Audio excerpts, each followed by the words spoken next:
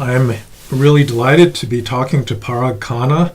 Parag is based in Singapore. He's written quite a number of books on global geopolitics, demography. Your last book was called Move, on where people are moving around in the globe.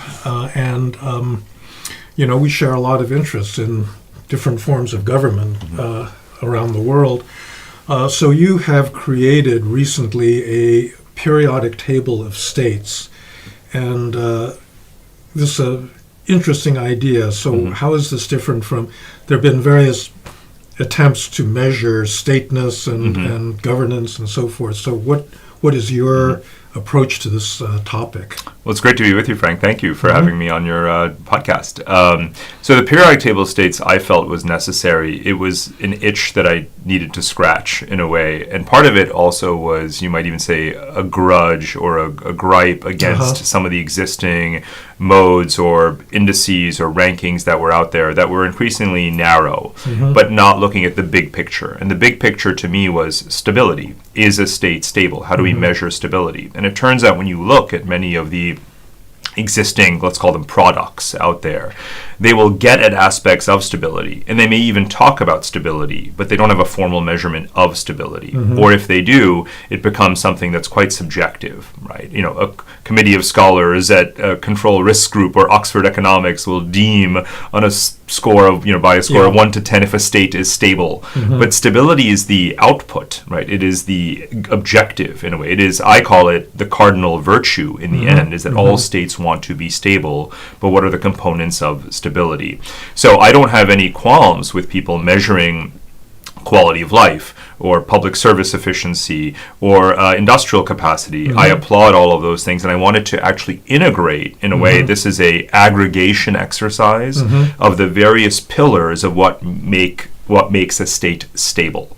And the one particular thing, though, that motivated me at least 20 years ago was actually sovereign credit ratings, because they hold true global sway. Asset allocation is done to a large degree, many trillions of dollars on a daily basis, according to a country's sovereign credit rating. This is obviously in the news right now because of America's own rating. But irrespective of that, it seemed to me more than 20 years ago, as I was the geopolitical backpacker that I am going around the world, that a lot of countries were fundamentally stable, performing well, growing, modernizing, deserving of capital flows, but being sort of, in a way, being categorized as emerging markets, sub-investment grade, based on extremely narrow criteria. So I don't necessarily fault Moody's or S&P for wanting to focus on the single issue of whether or not a state is going to be able to repay its sovereign debt. That is what they're focused on. But clearly there are spillover effects intellectually, where a lot of people more or less align to these narrow and I would say antiquated, incomplete measurements. So stability was the goal, and stability is what the... Okay, so let's define stability. Right. So stability ultimately is formally speaking, the capacity of a state to maintain its present condition. Right, and it's related to the idea of resilience, which is the ability to bounce back from a shock to that condition or to that status. To me, stability, though, is fundamentally about the ability to manage your external and your internal challenges simultaneously, or to rank highly across metrics of internal and external capacity. So what we did was to break it up into strength, which is often conflated, you might say, with external capabilities, latent power, for example. So the traditional stuff, and as you know, this goes back to the 60s, how we measure strength. Is it military size, territorial size, population, natural resources, industrial capacity, balance of payments, those kinds of things. So we haven't tampered with those. We've added a few more things, because nowadays we also talk about the influence of a state and the strength of a state as a function also of its innovativeness, for example, right? Everything from number of patents to number of companies formed. You could add in some of the geoeconomic variables, as we also did, like the market capitalization of the stock exchange, which enables access to capital for firms in an economy. So let's say all of that is strength. Stateness, and this gets into obviously the domestic, internal terrain. So everything from quality of public administration or again, various metrics of state capacity, public service delivery and efficiency, but also socioeconomic factors, which as we know matter a lot, social cohesion, median income.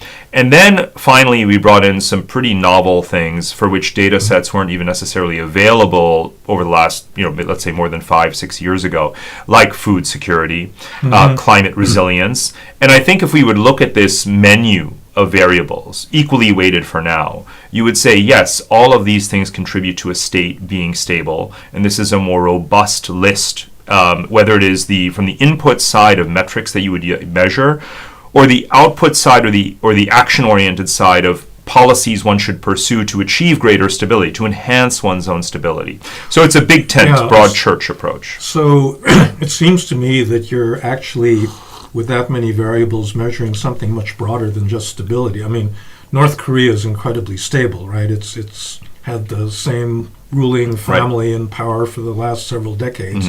Never seems to change as far as anyone can tell. But that's not something that would get a good bond rating because, there's lots of things about the government there that, make it a very, undesirable place for people to live and so forth. It would rank low in a lot more metrics than its sovereign rating, right? It would rank low across the board, more or less, right? So it exists as a... I mean, if stability is what you're after... So as it turns out, just the mere continuity of government, right, is one sub-metric of existing indicators that are out there. Not necessarily the worldwide governance indicators, but you could simply temporally measure whether or not a particular regime has survived. But that would be a small s stability. We're going after big S stability here, which is also, again, to some degree, a measure of how virtuous that stability is, right? How sustainable is that stability? How beneficial is that stability for the society? How about a consideration like the following, that you say that innovativeness and kind of openness to new ideas is an important factor that you think is a positive good. But isn't that, in a way, at cross purposes with stability? I mean, you think about the impacts of all these new technology. You could say America invented social media, and that's really been destabilizing to its political system. AI, as it comes in, could lead to stability, but I would predict that it's going to have extremely disruptive effects. And so aren't these a little bit at cross purposes? So it isn't, I think it's a great question. It isn't inherent in the notion of technological productivity or innovation that it becomes politically destabilizing. It can be, which is a scenario and potentially even a likely one, as you're pointing out. On the other hand, some of the metrics that we use around things like AI vibrancy, which is of course here at Stanford, AI vibrancy is not just looking at inventiveness or innovative capacity, but also deployment and whether or not there is some utilitarian dimension to it. So what percentage of the people have broadband internet access? What is it doing to labor productivity and wages? So you would say there are net benefits, of course, to the fair and equitable and widespread deployment of technology. So you can capture those things too and not look. So again, inherently saying that a country ranks high in WIPO's measurement of patents and innovation would not be inherently bad. But if there are downstream negative implications, if you see that there's some inverse correlation between the innovation capacity of a state and its political stability, right, then you might want to subdivide that further, and that's something we can look at. Okay. So let's talk about one state in particular that I'm concerned with, the United States. I mean, how would you rate its stability over the last, especially since 2016? Well, so we could have this conversation in terms of our own personal views and lenses. What we're trying to do here, to the extent that one can be objective, and of course I'm putting that in quotes, but we want to let at least this set of metrics do the talking. And one thing to point out is that the United States ranked 6th, right, in our periodic table. Now, to be clear, within the top 20, there isn't a ton of daylight, which is actually an important sign that we're probably doing it correctly, right? No one factor factor overwhelms others. You wouldn't look at this broad panoply of variables that drive stability and say, simply because the U.S. is going in a direction that is unfamiliar to us and potentially regrettable, that therefore we're going to tamper with the data and make it look like it's some kind of highly unstable regime, right? But based upon the year 2023/24, you can see that the United States already ranks lower, of course, than some of its peers that rank higher in this exercise, like Japan, like Germany, like Korea, that have higher state capacity, that have higher social cohesion, that have lower inequality. And because we're also measuring those things, the U.S., you might say, deservedly doesn't rank in the top 3, 4, 5. That said, the U.S. obviously has enormous strengths that, based upon the indicators as we've designed them, including the traditional metrics of strength, is still obviously quite stable as such. So maybe, as all such processes are, it's a lagging indicator. If the United States continues to erode in terms of rule of law, independence of institutions, freedom of the press, and all of these traditional metrics that are captured by worldwide governance indicators and other sources, then we'll see that over the next 1, 2, 3 years. We'll see America's score go down. But we might see other countries go down as well. These things are all relative. When Germans saw that Germany ranked number 2, this was right before Friedrich Merz's election as chancellor, and people were really worried about Germany being hijacked by the right-wing AfD and other kinds of things. And they said, wow, we ranked number 2, that's amazing. And to some degree, the outcome of that election has validated that Germany manages to retain stability despite these external and internal challenges. On the other hand, it's a sign of how poorly other countries are performing, that Germany, for all of its challenges and warts today, is able to rank so high. So your rankings are all relative, or is there an absolute scale? It is an absolute scale for sure, but in terms of relative performance, we've only done 1 year, and part of it, and this may frustrate observers, but I do plan to augment and modify the criteria. It's not fixed in stone after just 1 year.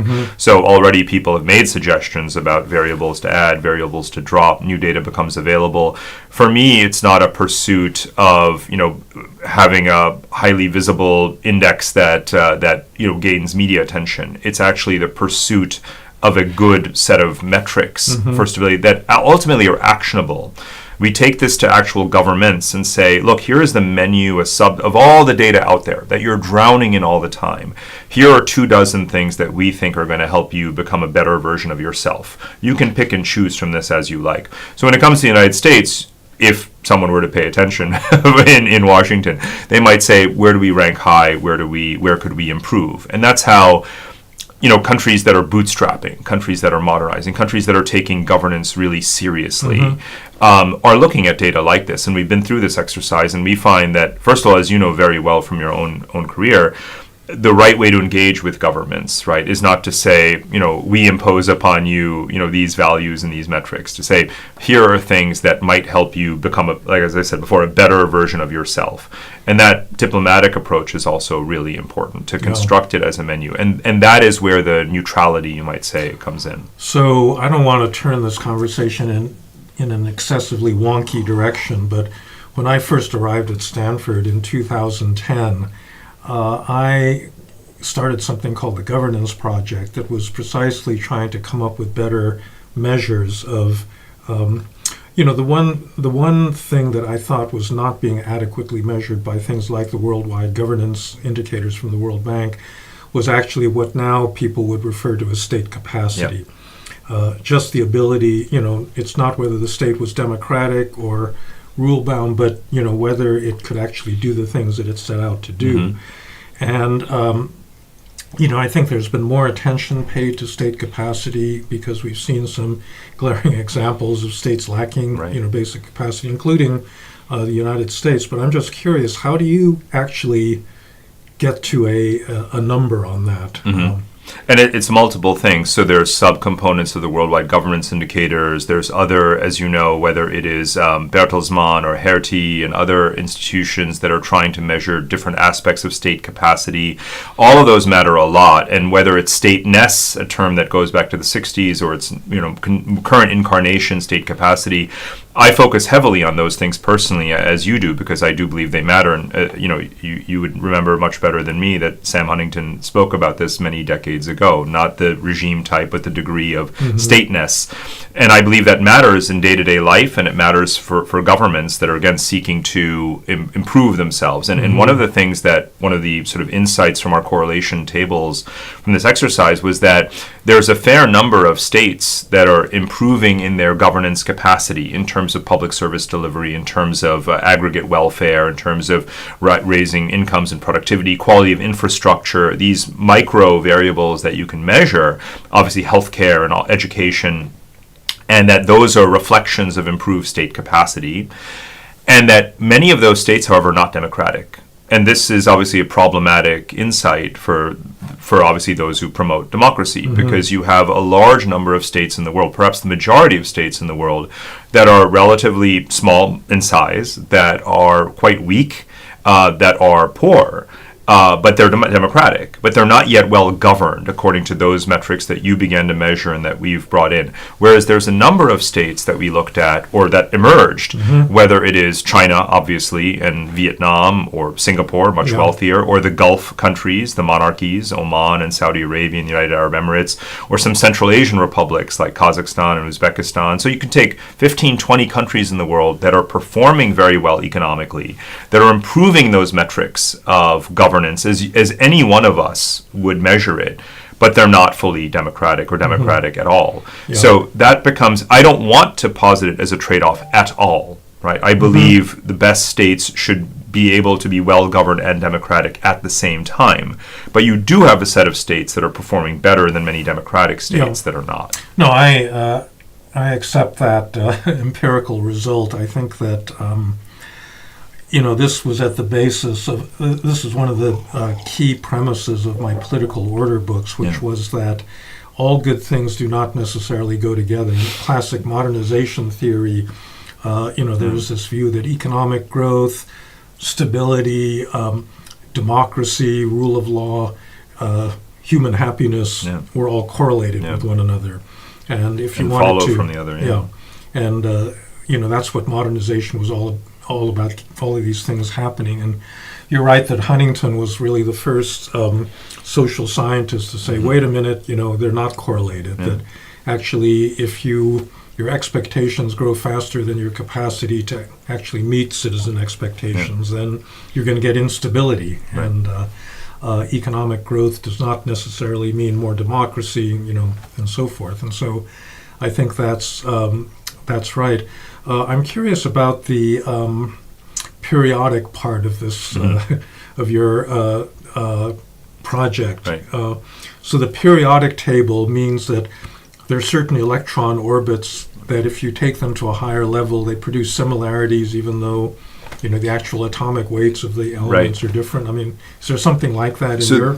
We didn't take it too far. We didn't stretch the analogy too far in the quantum dimension of the atomic structure, but we wanted to focus actually just on protons and neutrons. Let's say protons being the strength and neutrons being the stateness, because of course neutrons play that role as the atomic glue, as the binding nature, and the aggregate, the sum of those two scores becomes like the atomic mass, which is the stability score. That was the extent of it. There, you can see certain regional groupings or obviously common characteristics show up, but there's obviously a lot of outliers as well when you actually map it onto the periodic table, as we somewhat artistically did. I think in future iterations, it could be a even more complex bottom-up exercise where actually each of the components, or actually each element, you might even say, maps onto a certain state function, and then you score every state in that way. There are many ways to go about it, but so we didn't overkill on the analogy part. Let's broaden the conversation to another of your specialties, which is geopolitics. It does seem to me that we are going through a very turbulent period right now. A lot of it, I think, is actually driven by the United States because, as far as I can tell, the United States just switched sides in, Ukraine, Russia. Trump seems to have more sympathy for China than he does for Germany or, France.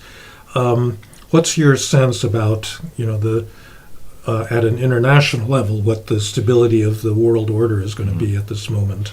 So it's worth bringing it down to first principles of geopolitics, where we're really talking about the distribution of power. And we can come to foreign policy and whether or not those foreign policies derive from this new distribution of power subsequently. But we live in a multipolar world, and we have lived in a multipolar world for a couple of decades. That is, again, something where in geopolitics we're measuring the share of the world economy, the military capacity, the degree of influence that states have, their reserves. We live in a multipolar world. It is increasingly rigidly so, you might even say. And that is reflected not only in the fact that the United States, the European Union, and China represent relatively equal shares of the world economy, but then you also see it manifest in the ways in which they are pursuing truly sovereign, autonomous policies from each other. Despite whatever interconnectedness they may have and interdependence they may have, clearly you are dealing with three distinct independent imperial forms. We'll come back to the empire part also, because I don't think we're really dealing with states, right? It is an inter-imperial relations define the world much more than international relations per se. Then the question is how, and this is the question you asked, well, how does this impact how these actors and players are defining their relations with each other? I think part of the transatlantic rift is the U.S. taking Europe for granted and simply not expecting that Europe would ever live up to the expectations that have been set since the 1990s, which is that with the end of the Cold War, it can emerge from America's shadow, it can further coalesce, it can obviously take on greater responsibility for its own security and so forth. Instead, we've seen that its relative position in the world has declined. It has not been able to manage challenges in its own backyard. And then you have a U.S. administration comes in that says enough is enough. We've been calling for burden sharing across Democratic and Republican administrations for 30-something years, and you haven't done it. We're going to go over your heads and just negotiate with Russia. Trump's own fascination with Putin, notwithstanding, one can, in a secular way, rationalize what the U.S. is, what the Trump administration is trying to do. I'm very interested in the structural dynamic still, which is that irrespective of whether or not the U.S. is able to develop a relationship with Russia that is even the status quo or ante would actually be quite a Cold War, semi-hostile situation. I think it's going to remain that way. So what you have with Russia is effectively like a swing power. And geographically, of course, it's always been challenging to wrestle with a Eurasian power such as Russia uniquely is. One that does not aspire to be European anymore, even if it thinks of itself as culturally European, aspires to have a great deal of influence in Europe, but is also tilting very much towards Asia. So one of the bigger geopolitical question than what happens with Ukraine is actually to what extent the Sino-Russian axis persists as a grand, durable feature of Eurasian geopolitics, because that has a lot to do with the more important empire at the end of the day, which is China. So I'm much more concerned with the structural questions as to how that plays out than what the exact final border settlement in Ukraine is. Let's look at that question of the distribution of power. In my view, America has gotten a lot weaker over the last decade, and the reason for that is not economic, because now our per capita GDP is actually almost double that of Europe. I mean, it's really pulled ahead, by that measure. China's has slowed down, and so the idea that China is inevitably going to be larger than the U.S., it looks like that may not happen for some time. On the other hand, that power is not usable unless there's a consensus about how you're going to use it. And that's where it seems to me there's been a huge weakening of American global influence and actual power. China, has had economic problems, but it has a pretty unified leadership that has a pretty clear vision of where it wants to go. Is this something you think is, well, first of all, do you agree that there's been this real shift towards China? And if so, how does that play out in the future? Oh, I absolutely agree, but I would modify your thesis somewhat and take an Asian-centric approach, which is to say that even if the United States did have the consensus or possess the consensus domestically to have a clear vision for itself in geopolitics, Asia would nonetheless have risen as it has risen. And as such, China and its Asian peers and rivals or allies and partners would continue to construct the Asian system that they have been. And I devoted a whole book to this Asian system, and I said that, again, it's not for the United States anymore to dictate what is what are the contours of this Asian system. What we found, for example, with Trump's tariffs, is that it's actually brought rivals in Asia closer together. And it wouldn't be the first time that Japan, China, South Korea, and others have said that in order to cope with an external shock, whether it is a economic shock like the demand shock of the global financial crisis or the Asian financial crisis a decade prior to that, or the rise of Trump and nationalism and protectionism, the solution is that Asian powers must more deeply integrate their economies. And so the response to Trump or any American foreign policy that threatens to destabilize the stability of their relations, again, even if it's in their interest, so to speak, to provide their deterrent capacity and so on, is not something that's going to be viewed positively by even American allies in Asia. That's where we stand right now. Do you see actual evidence of Japan and Korea, for example, drawing closer to China? Well, it's only in the sense that they have, and again, this was not the first time. This is every time you have an economic shock to the Asian export-oriented model, is that they simply draw closer to each other and find ways to reduce whatever barriers exist, tariff and non-tariff barriers, to ensure that they can maintain strong export growth. For Japan, which is an economy that is perfectly transparent to understand, some component of whatever minimal growth they have is strongly attributable to commercial exports to China. That's not something that they're going to give up, given their staggering, their very low growth, their structurally low growth situation. The same is true of Korea. And again, we may observe that they're not acting in their own best interest because China is undercutting their lead and their innovative capacity in many areas, from shipbuilding to semiconductors. But they act in that fashion nonetheless. They have the right to define their own interests. I think the structural geopolitical question is, because the United States has neither the capacity nor the will to unilaterally shape the Asian geopolitical system, in what ways can there be a grand strategy not defined strictly as the United States grand strategy, but a global strategy among like-minded states and peers, whether it is the transatlantic partnership of states, so the Euro-Atlantic community where European countries are also trying to develop their own Indo-Pacific strategies, as well as our own Indo-Pacific coalition, which in the Quad countries, for example, Japan, India, Australia, and the United States. Can we have a community of states that has a collective global strategy or a grand strategy towards Eastern Eurasia in particular? I call it the Rimland approach to the heartland. Can there be a sort of consent or coalition Rimland grand strategy towards the heartland? That's not a dialogue that's formally taken place, but that is something that would be geopolitically consequential, because the United States has limited capacity, willpower, and options in terms of the resources it's willing to commit to maintaining the status quo in Asia. So it's clear that the United States can't impose a security system or any other kind of system on Asia. I wonder, though, whether the real alternatives are not, when you talk about an Asian system, I mean, one version of that is simply one that is dominated by China. I actually think that this is kind of what the Chinese foresee, that you return to China, the Middle Kingdom being kind of the center of the world, and, Korea, Japan can retain their independence, but they have to clearly defer to Chinese wishes. But it also seems to me that there's some cleavages, even minus the United States, that could run through Asia. Because, no question. To be clear, I do not believe that the outcome, the hierarchy in the Asian geopolitical order, is going to be a neat and tidy Chinese neo-tributary model of hegemony.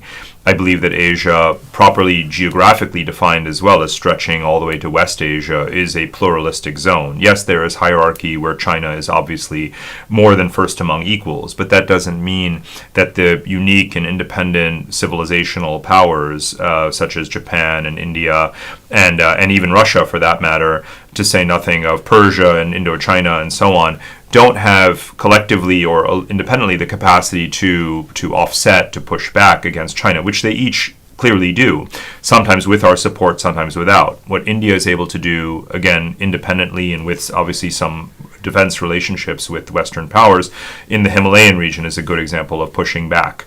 In the South China Sea, it's most certainly with American assistance, and in the case of Japan in the East China Sea as well. So it's by a combination of means, I believe, that Asia will remain pluralistic, even if it's hierarchical, but it will not truly be the, again, neo-tributary model. I think that Asia, effectively, what I'm saying is Asia is a multipolar region in a multipolar world. Do you see that multipolarity actually degenerating into something much more conflictual? We just got through a crisis between India and Pakistan in which there were vague hints of nuclear escalation. And I think a lot of people think that that's quite a dangerous situation. I think ever since the invasion of Ukraine, the possibility of military action by China against Taiwan has been on the minds of a lot of people in the region. Seems to me that there could be big discontinuities because once you actually get into a shooting war, it's much, much harder to predict, long-term trajectories. Yeah. So the big question will be whether or not these individual flashpoints, of which there are many, and I've written many times, and quite frankly, if we go back to 1992, we know that coming out of the Cold War, people immediately said Taiwan is going to be the origin or the spark for World War III. So here we are 33 years later, and we haven't had World War III yet break out over Taiwan per se, but we have these individual flashpoints, and the question is whether you have chain reactions and domino effects among them, or whether they can be isolated or ring-fenced regionally and locally. That's what we see with India and Pakistan. You could throw in Iran as one Asian flashpoint, Taiwan, obviously, South China Sea, China and Japan as well over the Senkaku Islands. And again, going back 10 plus years, I've been, even though I'm sort of a pro-Asian sort of system, pro-Asian system advocate, right, that they manage their differences within the context of an ever more interdependent system. Again, I concede that all of the major so-called World War III flashpoints are in Asia, every single one of them, right, effectively, except for Ukraine, let's say. But each of them has been managed individually, even Taiwan, even the South China Sea, and so on. So I think that Asians, from a pragmatic diplomatic standpoint, have been able to keep the lid on things.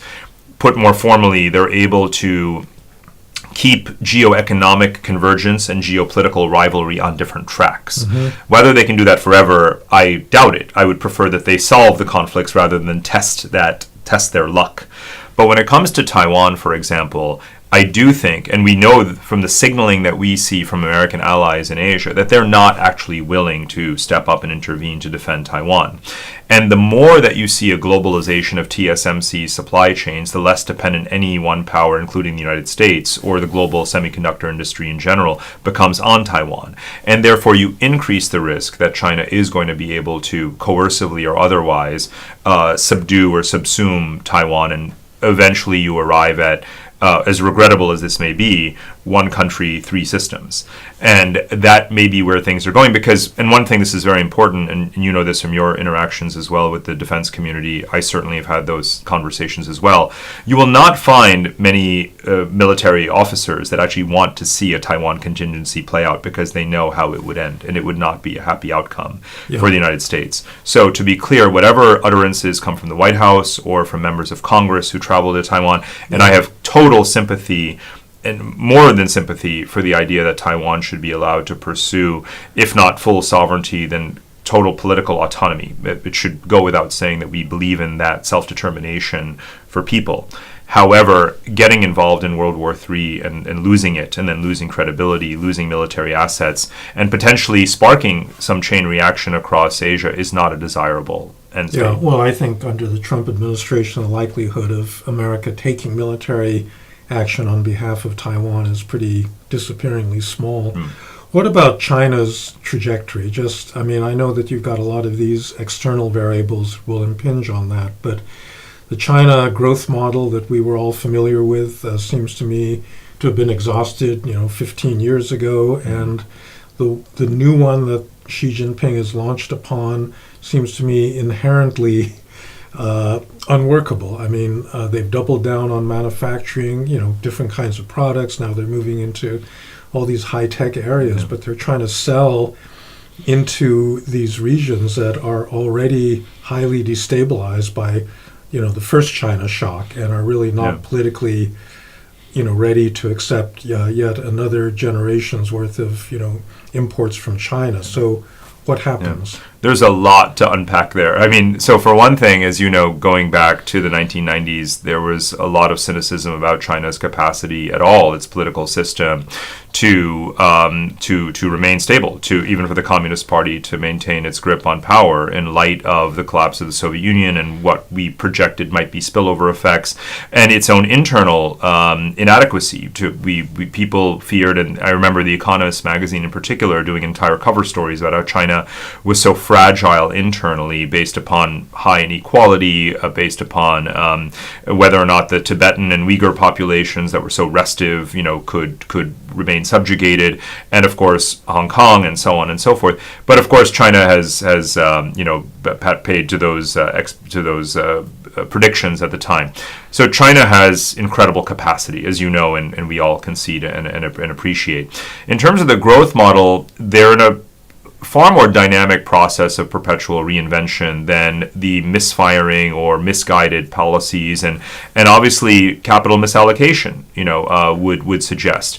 In other words, there's bottom up elements to the top down elements that often aren't appreciated in terms of their growth model. So whether it is their technology 5-year plans and their ability to capture ever higher rungs of the value chain in sector after sector, and pretty much now reach the epitome of just about every sector that they want to, even now semiconductors, let alone AI and industrial capability.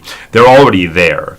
Then there's the DeepSeek effect, right, and that the way that's going to sort of reverberate through society and lead to higher productivity. I mean, they're already there in the sense that they've shown that they can develop these technologies, but for the next great leap in terms of their growth as a very large country, I just don't see where they're going to sell this stuff. Right.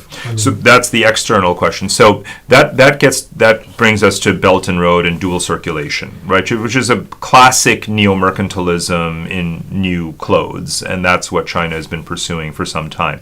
Now, it's very smart neo-mercantilism, both in theory and in practice, self-sufficiency domestically and flooding the world with your excess capacity, as it were, and they've gotten away with that. And Belt and Road, as you've seen over the past decade that it's been around, has actually managed to focus still strongly on global markets. So even Brazil has recently, doubled down on its relations with China, even though they've gone from... On the other hand, there's about 20 really big projects that are underwater. Oh, yeah. And, so as we know, they're not thinking in terms of pure capital efficiency when it comes to their international projects. They're thinking about it from a strategic standpoint of evading the Malacca trap and having redundant capacity in terms of infrastructural corridors.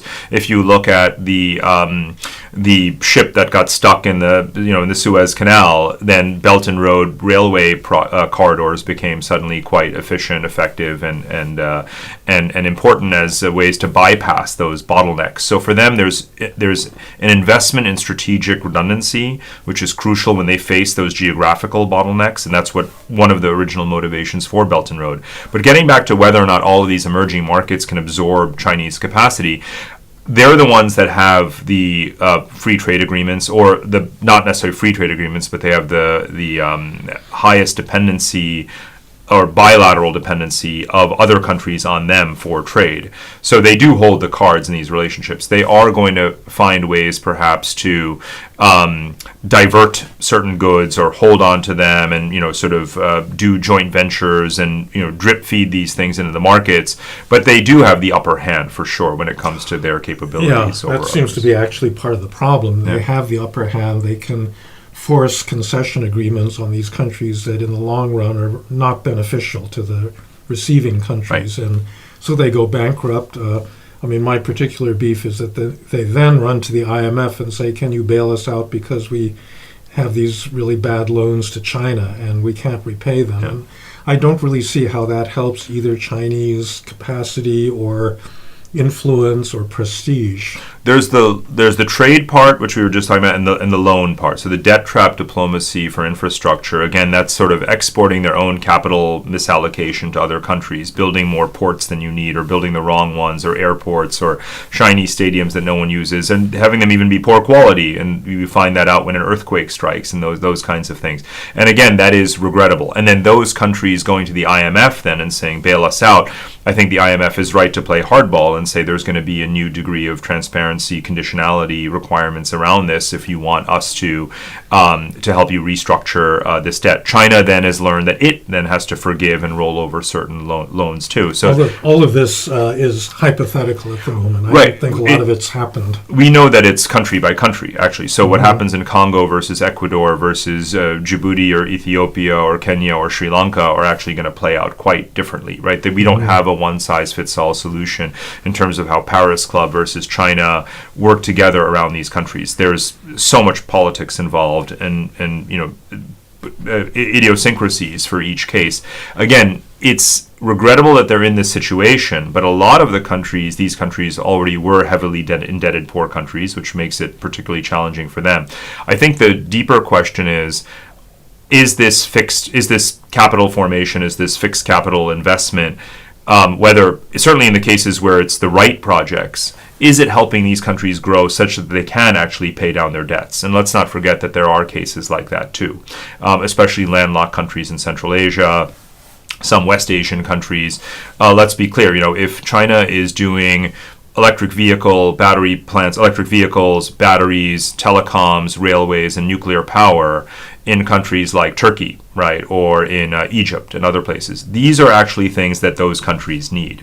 What's so interesting right now, and this blends the trade and the investment piece of it, is how, and in Europe, as you know, they're calling this the reverse Deng, right? Do unto China as China did unto the West, right? You now have Western countries saying that, sure, China will trade with you or will import your goods, but you must actually make direct foreign investments in our own capacity. You have to invest in our local firms. You have to transfer technology, employ locals, and all of those things. And that's exactly what the China model has been for the past 40 years. So we're coming full circle in some ways. And the question is, are those countries on the receiving end, whether they're poorer countries or Eastern European countries, are they going to make the most of the Chinese inbound capital flows? Yeah, I'm not sure that that's such an easy task. It seems to me that we're seeing dependencia theory play out. I think at this point, because of the manufacturing capacity in China already, there's not a single developing country in the world that could replicate what South Korea did.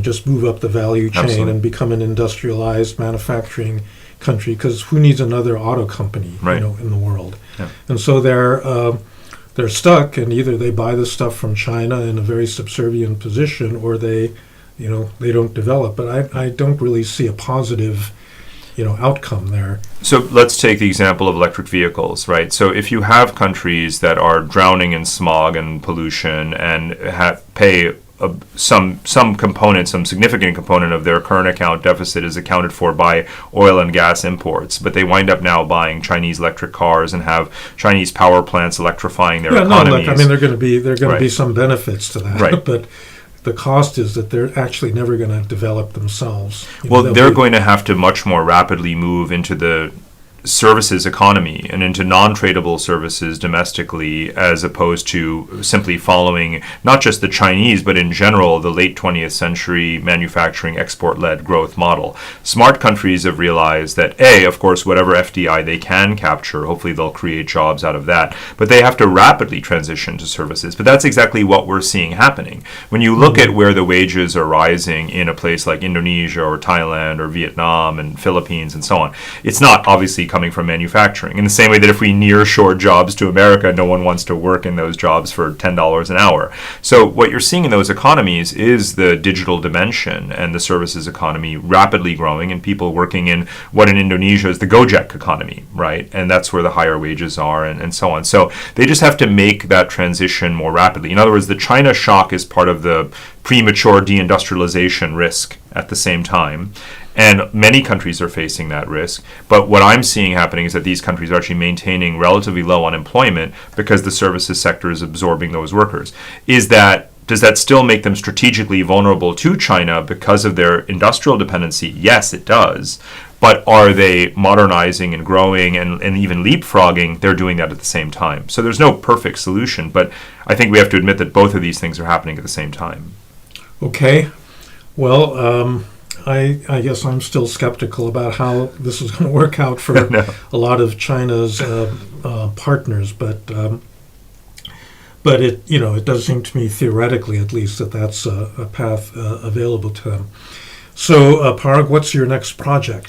I can never do more than one thing. I'm always doing too many things at any given time, but I'm working on a long essay that I will seek your guidance on either here live or subsequently, called Philosopher Kings. And it's really trying to get at a theory of optimal imperial administration, which is really just a fancy way of saying that if we live in a world of empires, United States, China, and whatever we call the European supranational system, we don't have a good theoretical model for the 21st century world. We look at historical empires and what they did right and wrong in their own context. But in the 21st century, if the United States is, for better or worse, no longer able to sustain being a democratic republic at home and a global empire in a multipolar world, what is the form of government that is going to better allow it to do those things? And all we have in terms of the literature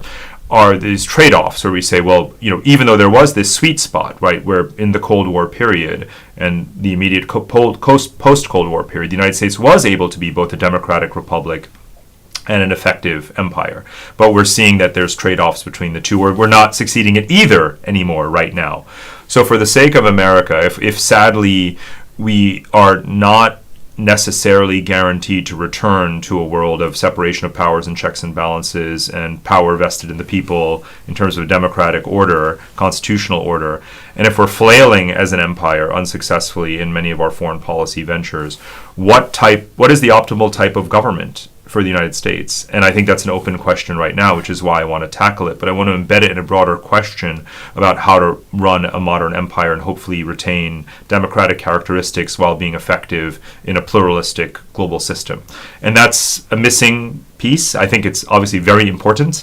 It's existentially important for the world that we answer that question correctly.